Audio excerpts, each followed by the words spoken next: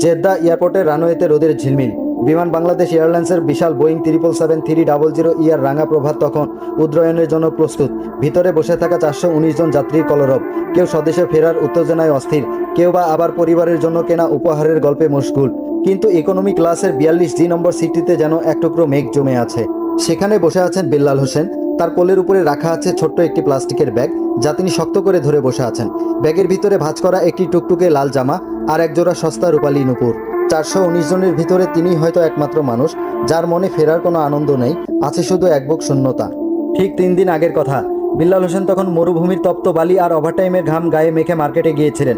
মেয়ের জন্য ওই লাল জামাটি কেনার সময় তার মুখে ছিল বিজয়ের হাসি, কিন্তু মোবাইলের রিংটোন মুহূর্তেই তার হাসি কেড়ে নিলেন। ওপাশে স্ত্রী নয়, ছোট ভাইয়ের কান্নাকণ্ঠ ভেসে এলো। ভাই, বিথি আর নেই, হঠাৎ করে শরীরটা নীল হয়ে গেছে। ডাক্তার দেখানোরও সুযোগটুকু দিল না। বিমানের পাশের সিটের যাত্রীটি ছিল খুবই উচ্ছ্বাসিত।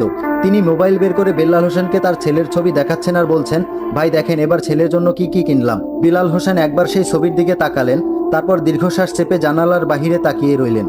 আকাশের অসীম নীল আজ তার কাছে ধূসর মনে হচ্ছিল। যে লাল জামাটি নিজের হাতে মেয়ের গায়ে পরানোর কথা ছিল, সেটা এখন একটা নিথর ব্যাগে বন্দি। বিমান যখন ডানা মেলে আকাশে উড়ল, তখন বিল্লাল হোসেনের চোখের কোণে এক ফোঁটা অশ্রু টলমল করছিল। 42 সিটটি আজ একজন মানুষের বসার জায়গা নয়, এটি একটি অপূর্ণ স্বপ্ন আর অকাল হারানোর শৈশবের নিবিড় সাক্ষী হয়ে রইল।